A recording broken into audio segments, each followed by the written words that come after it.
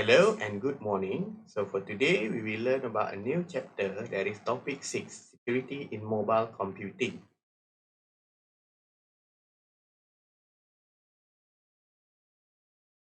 So this subtopic mainly concerns on the security of wireless and mobile device computing. That is the device security, wireless connection security, authentication and authorization, information leakage, and the bring your own device policy as enforced in modern organization.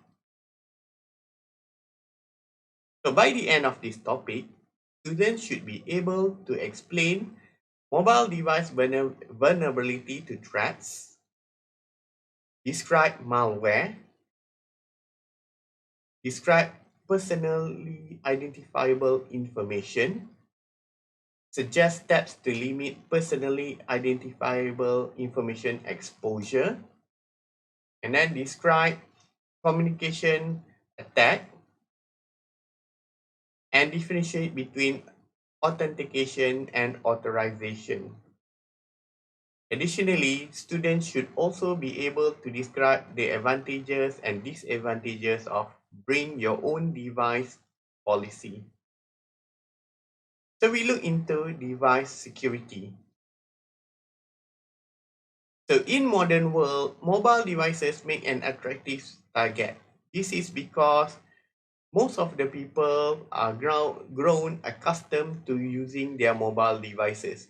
And as like what we have already learned in previous topics, we have learned that people have become inseparable from their mobile devices.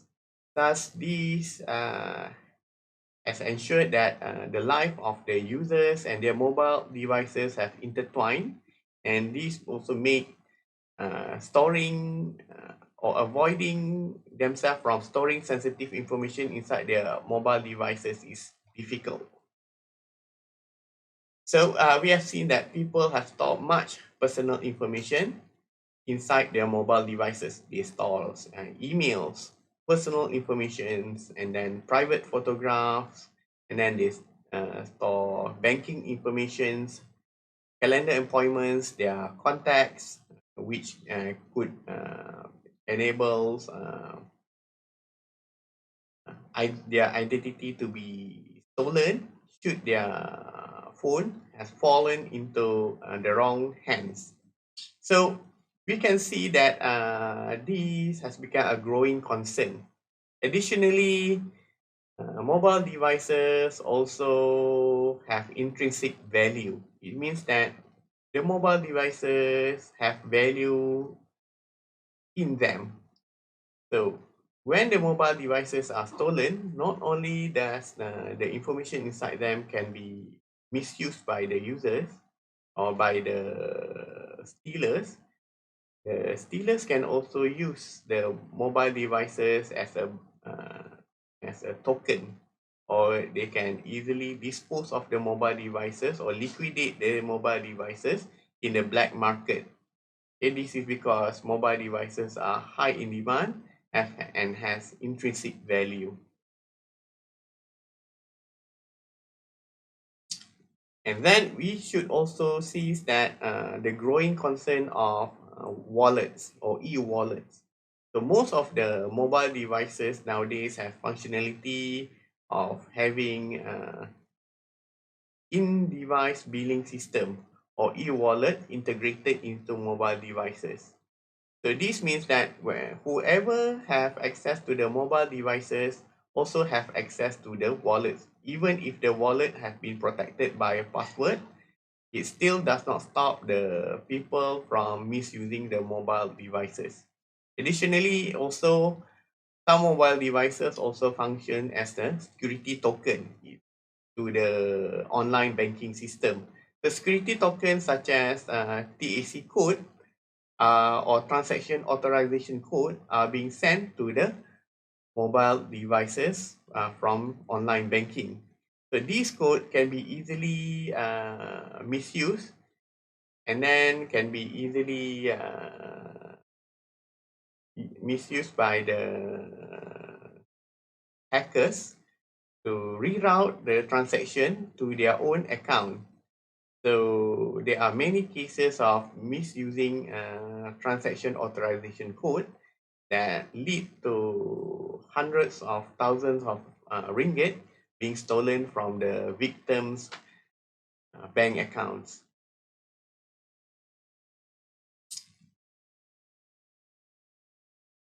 So let's look into the statistics.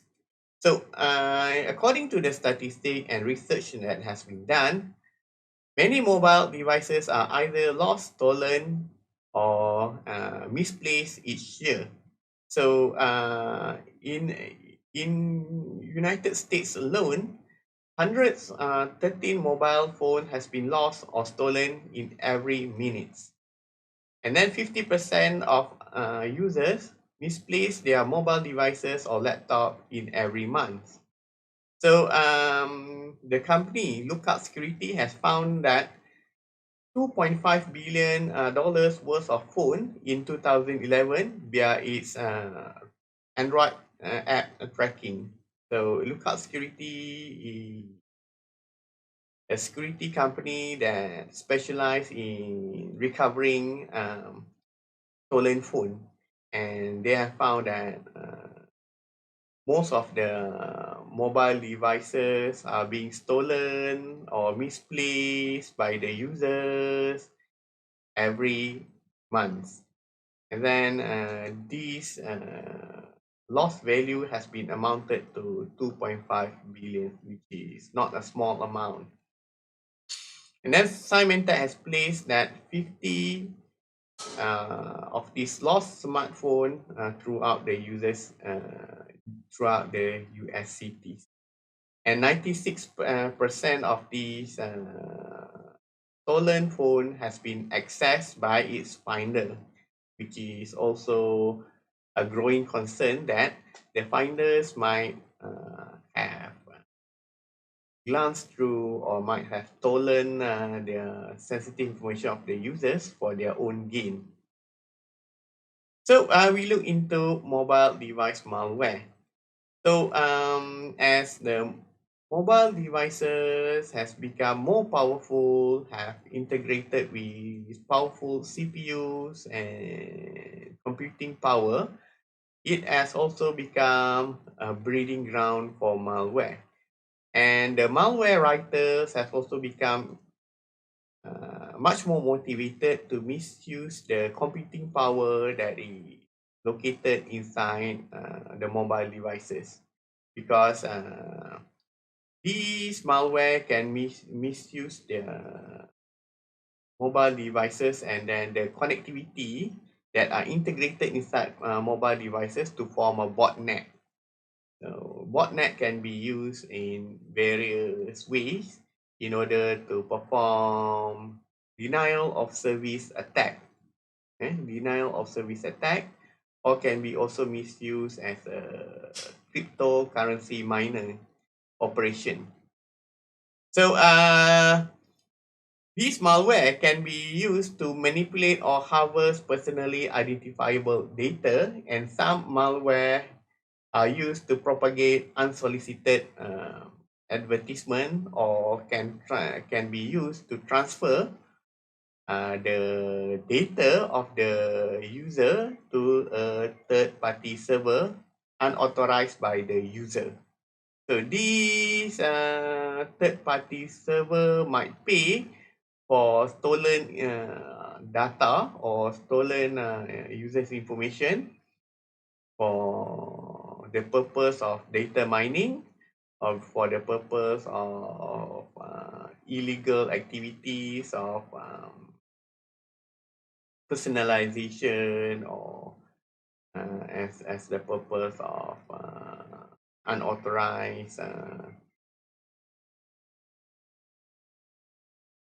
for unauthorized use. So we look into the various different malware categories. There are several mobile devices malware categories. The first and foremost, we have Trojans.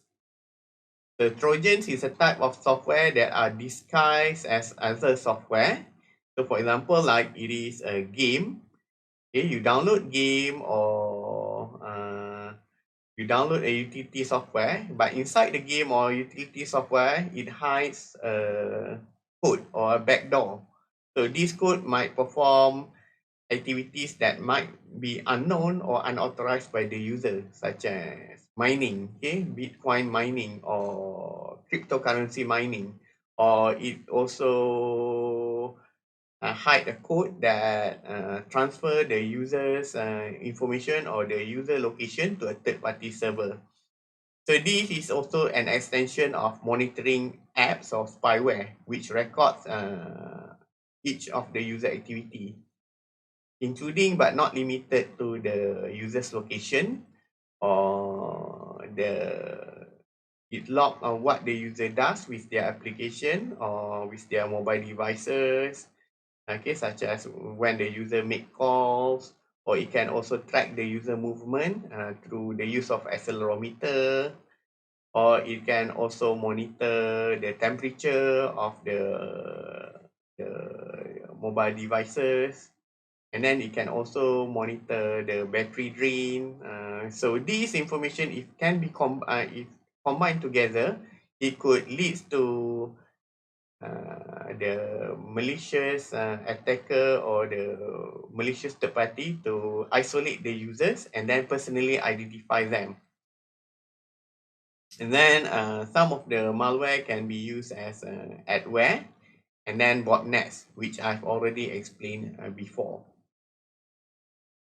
So we look into the terms of personally identifiable information.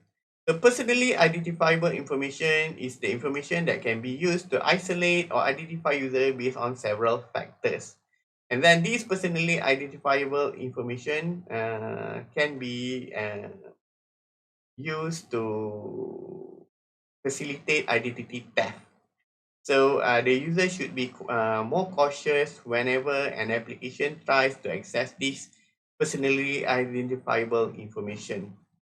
So commonly, information that can be used to personally identify users are, of course, email address, because email address are unique. And then media access control address or MAC address. And then the email number of the mobile devices. So all mobile devices that are connected to GSM network have email number that is unique. So not every other people in the world have possessed the same email number. And then we have IMSI number, which is a cellular identification number, which is binded to the SIM card. And then we also have a Bluetooth address, which is similar to the MAC address, except that this is on the logical level. And then, of course, we have the phone number. The phone number is also personally identifiable information to the users. So, personally identifiable information is not limited to this list. Okay, as a student, you should also be more sensitive to other information that can be uniquely identify the other users or identify you. So there are other type of other information that can be also combined together to isolate to uniquely identify the users, such as addresses, okay, home address, street address, and then my card number, okay, right, and then receipt, okay, receipt number. Okay, whenever you are purchasing something and then you receive a receipt number, okay, that can also be used to personally identify you. So the use of the personally identifiable information is extremely sensitive because it can be used to facilitate identity theft. And then this is very serious because if it falls to the wrong hands, such as a hacker or a social engineer, they can use this personally identifiable information to steal data, or worse, it could also steal your identity. So whenever a hacker steals your identity, they can access monetary information inside your banking account. So whenever they have access to your account, they can transfer the money from your bank into a third-party account. So whenever this happens, it will be very difficult for the users such as you to recover back the money that is stolen inside the account.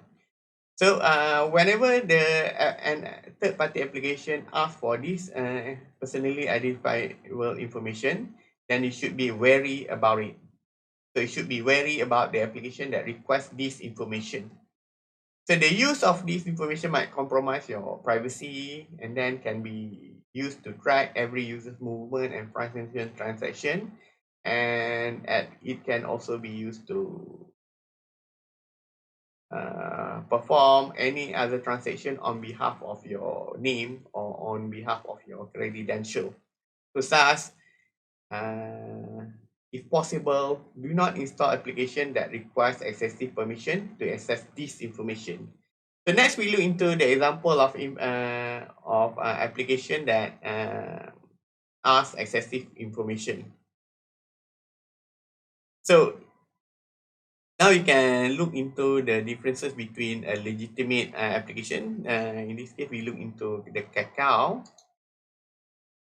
Okay, the Kakao application. And the modified Kakao binary that is downloaded from a third-party store. So we have a Play Store, right? A Play Store which is a place where you can download legitimate software. And then we have also a third-party Play Store or third-party store that allows you to download pirated software or software that you do not need to pay. Sometimes you want to download a legitimate software without paying. So you go to a third-party or pirated store to download its APK. But sometimes these APK contain trojans or contain excessive permission without you realizing it. So these are some of the additional permission that might be contained inside modified binary or binary that has been modified with malware. So although both of these application requires personal information, one of the binaries have the permission to write contact data, and then some of it have the permission to send SMS messages. So this is dangerous, especially if you give permission to an application to read contact and write contact data, because it can override your legitimate contact data. So it can masquerade as your friend. Okay, sometimes it can masquerade as your friend inside your phone book, or it can add a contact inside your phone book that resemble your known contacts. Okay, means that it can masquerade as your friends or even masquerade as police or higher authority such as bank in order to get information from you. And then it can access your account as account authenticator, or it can act on behalf of you. Okay, this is very dangerous because from this software, it can act on your behalf. Okay, it can log in as you. So if this software is being controlled remotely, so this software can log in into other software and then perform the task on behalf of you. So if you can access your Gmail account without logging in, so this software also can access the Gmail account without logging in. So we know that this is very dangerous.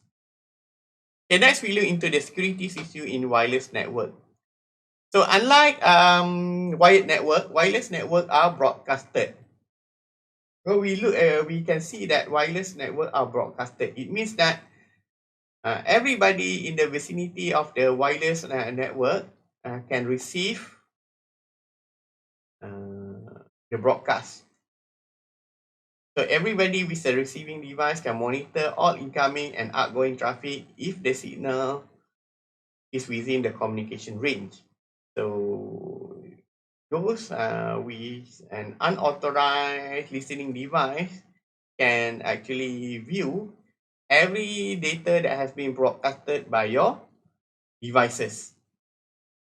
So these represent the privacy issues because sometimes the hacker can come up with custom devices which can read every data that are being broadcasted in the range. So that's why wireless network nowadays are being encrypted. But the question is that how strong is that the encryption is? Because the computer and with its processing power has become much more powerful each day.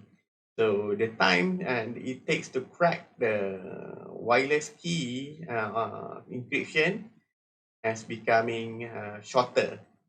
So once the hacker is being able to crack the wireless password or wireless key, they can read every other data that has been broadcasted within their range. All they need is just a modified device together with an antenna. So let's look into the mode of wireless data communication in mobile devices. We have, of course, Wi-Fi, so wireless network, and then we have GSM, and we have Bluetooth through the use of Bluetooth tethering. So in the present days, however, most of us are communicating using either GSM or Wi-Fi network. The Wi-Fi network is ubiquitous. You are mostly communicating with Wi-Fi network in your home, in your school, or in your work. So Wi-Fi network relies on a device called access point, right? Access point. So this access point broadcasts all the signal to the wireless station, such as your mobile devices or laptop. So this AP, if it has improper Wi-Fi configuration, can compromise the security and privacy of other devices within the wireless range. So as most wireless networks are auto-configured, it is easy for anybody with malicious intention to masquerade as a legitimate station or legitimate access point within the range.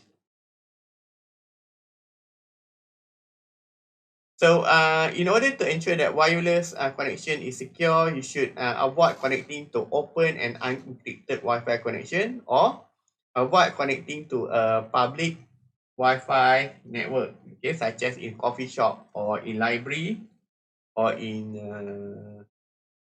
places that you do not control its access point.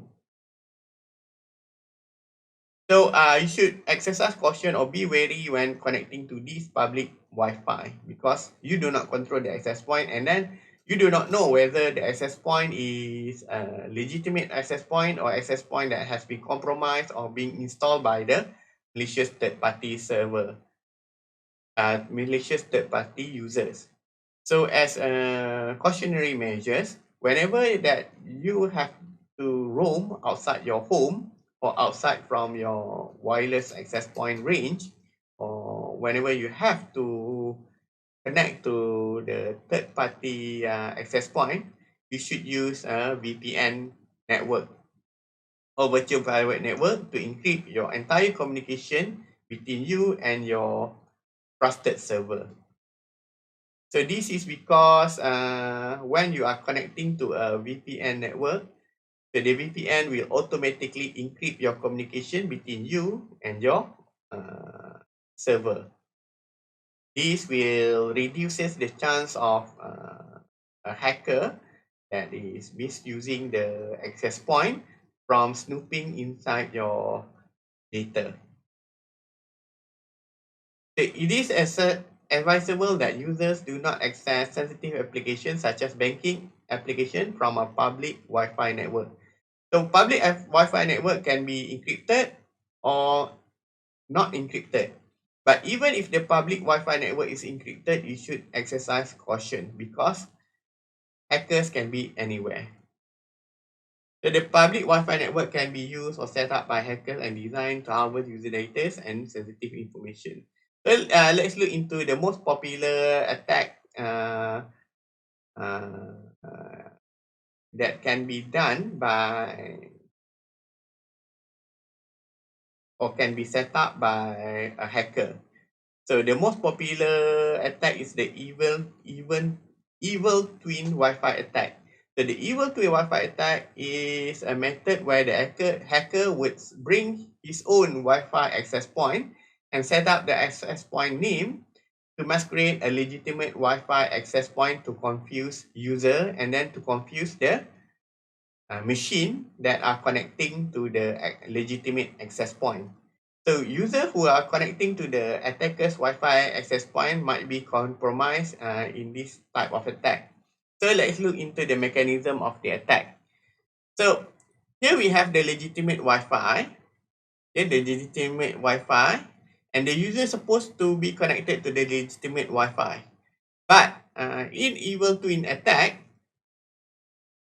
the attacker would set up a fake access point that masquerade as the legitimate Wi-Fi or legitimate access point. So it has the same name as the legitimate Wi-Fi. So because these devices are set up to automatically connect to the access point name, okay, doesn't matter what